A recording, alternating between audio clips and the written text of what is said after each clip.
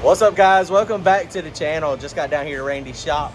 Got his car still on the lift back there, waiting on parts for that one. Got some work to do on that one, but today we're going to be working on my car. So we drove down here. We got the race car trailer. We got the transmission. We are putting the motor in the new Mustang. We got this thing done. Appreciate Mike letting me use his garage and helping me get this thing all together. It is together and ready to go in. We got the transmission back here as well. So we're going to put the motor, transmission in it. Uncle Mike's coming over now too. We got our brake stuff. We're going to go ahead and try to mount the brake master cylinder and get that thing ready to go. I am super excited. If everything works good, we're going to push this thing in my trailer, get it in my house so I can start all the nickel and dime stuff, all the easy stuff, but it just takes a lot of time because down here is like over 2 hours for me to get here. So just can't get here on a daily basis to build a race car. So I need a race car at my house so that I can actually get this thing final assembly. All right, guys, comment, like, and subscribe. Go to TurboJohnRacing.com if y'all want to support the channel. Grab some hats and t-shirts. Thanks, guys. Oh boy, so we got this thing up on the cherry picker, on the engine hoist, and it is going to be super easy to get in. Mike's already done all the hard work with the mid plate, the motor plate. Y'all saw the last video. We got this thing primed up, so it's got oil. I got new valve covers on the way. They'll be here hopefully today, actually. Got all this stuff done. If you looked at the other motor, the other videos, you saw how close we are. Mike's already got this thing mocked up. He's got it mic'd, so I can't screw it up, can't put it on the wrong spot. So this is the front. We're going to use the flex plate off of the small block Chevy because the big block Chevy and the small block Chevy are the same. And then we got our mid plate. So all we got to do is throw this bad boy up here, get it all together, and we're going to drop it in. It shouldn't take but a minute. I was thinking about going ahead and putting the transmission on it too to do it all as one piece. The transmission mount comes out. The way he's got this set up, we can do that. So we may do that. Let's see here. Let's get this on, and yeah, it'll probably be easier to do it that way.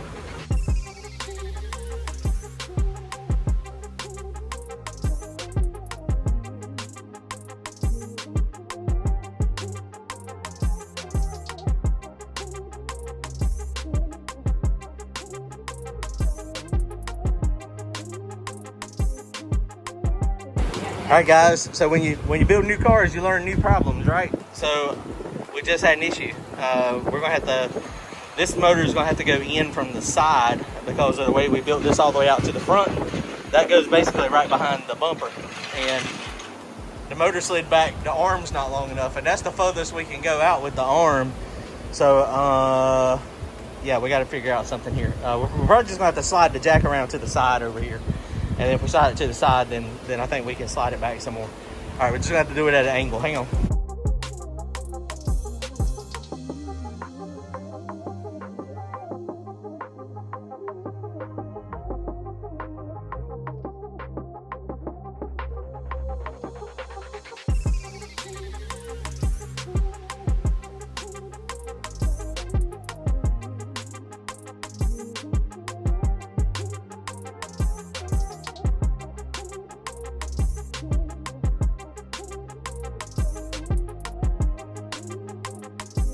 All right, guys, motor and transmission is installed. Uncle Mike got over here too to help, so appreciate him over here. Dino's coming over to help too. He's got a bunch of mid-plate bolts. Of course, all these in the front's got normal 4 in the front, 2 on each side. But over here on the back, there's 3 on this side, and then there's 2 on top. So there's a lot of mid-plate. So the mid-plate, if you notice, the mid-plate is going to stop a lot of the twists, right? Because that's in the middle of the car here, where all the structure is. Out here, I mean, this is just a little smaller. I mean, it would probably still work, but most of the twist is going to stop back here. Randy's out here too, working on race car stuff. We're making a lot of progress. This is going to be pretty cool. He's taking the mount off of it now. He made it so there's some adjustability. So this is pretty cool, man. It went together pretty easy. Mike done all the hard work of making sure the mock-up, getting everything aligned, getting everything good. He brought the piece also where the windshield goes. Windshield is going to be up here, so we're going to see. We might just make that might stay removable, possibly. I don't know. We're gonna have to figure out the windshield part because clearly, I mean, if we put all this big piece in that goes here, then it's going to cover up a lot. So we'll see how it goes. We'll go ahead and get the elbow on it for right now. At some point, probably in the future, soon, in the next month or two ish, we'll probably have a different intake on it. That's going to be pretty cool, but it's going to we'll probably end up firing it up with this one for the time being, because we're hoping to get this thing to wiring hopefully in about 2 to 3 weeks is our game plan. All right, hang on, stand by. I'll let you know. We're gonna, as soon as he gets done with this, we're gonna start putting the brake pedals in. I'll show you the brake pedals I got real fast. Oh, they're over there. Back of the car's done. Still a little bit of sheet metal work to do. We got these from Speedway. So this is the Speedway kit. It has the wheelwood pedal, and then I've got the master cylinders. They're AFCOs. This is like I think it was like $253 or something, so it's pretty reasonably priced. And go to Motion Raceworks.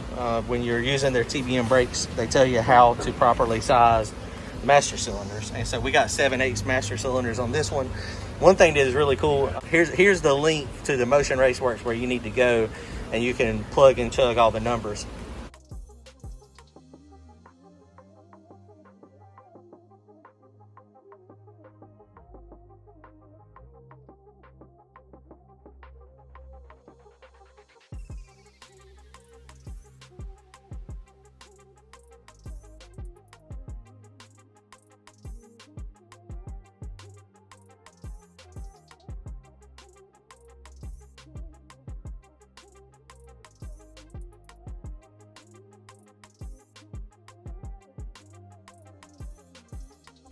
One of the things I learned that was pretty cool, I always thought the bigger the bore, the more pressure you had, but that's not the case.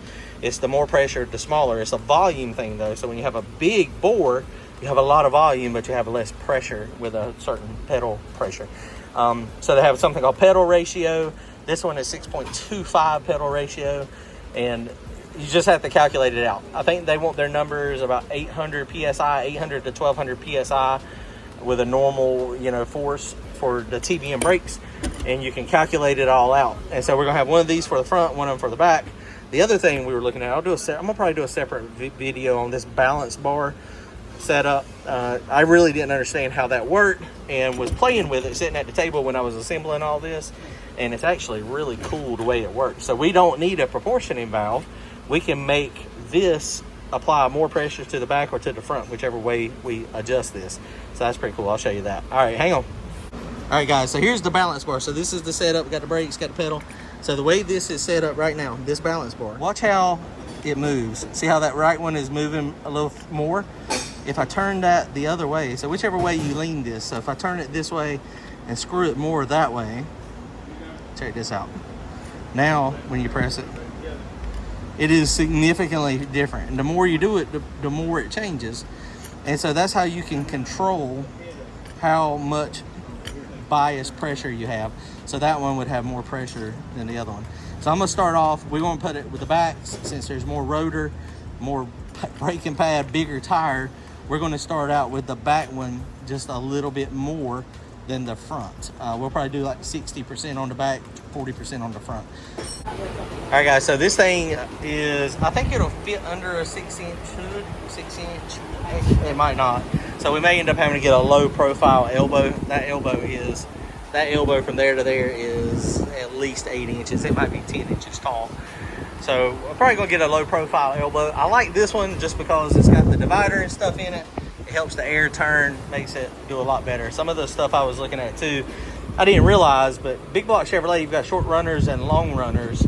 And so like these two over here are short on the intake side, and then, I don't know if the actual intake runner, they flow different. I don't know, they might make this short trying to balance it out. I bet that's what they're doing. But the flow numbers, if you go on some websites, the short runner and the long runner are significantly different in the flow. So that is wild in itself. So a shorter elbow would make it potentially have a problem. So Mike is working on now the brake pedal over there. So the secret sauce for fabbing stuff up is a razor blade and cardboard.